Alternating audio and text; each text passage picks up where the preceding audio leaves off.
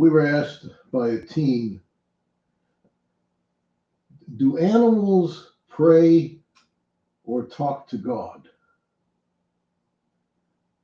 And the simple answer is, yes, they do. Well, how do we know this? Well, if we think about something that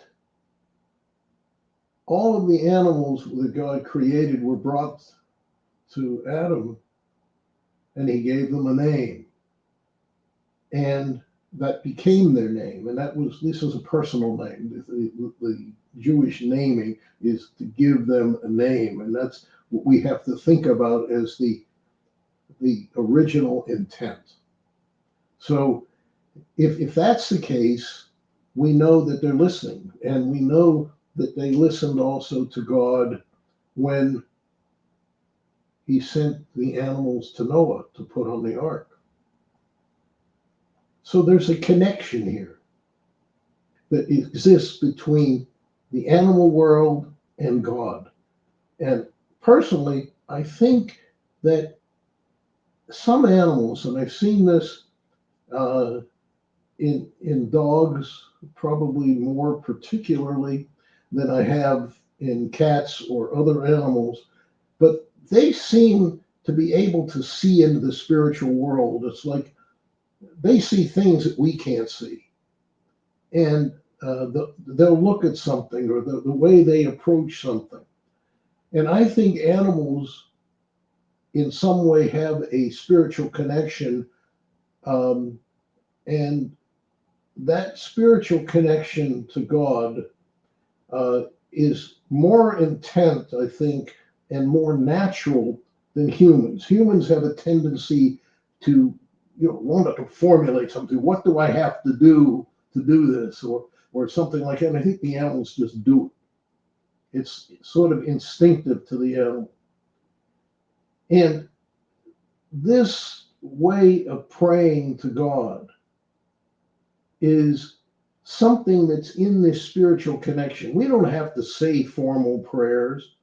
We don't have to do any of that, because we can commune with God just in our thought. I'm sitting here with you. We're communing with God because he hears the intent.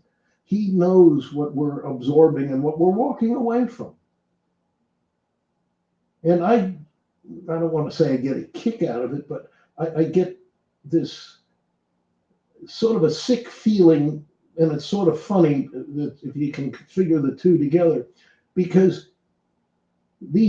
so many quote unquote devout Christians will go to Sunday, services or whatever at the church, and seem to be very devout. But the minute they walk out of church, they start living like the rest of the world. They even make up prayers for the animals that they have had killed for their food. And yes, if people eat meat, they are paying somebody else to torture and kill animals, because that's what buying meat does. And those animals, I know, are communing with God.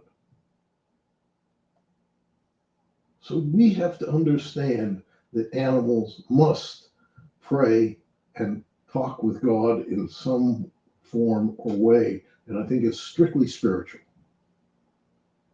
Amen?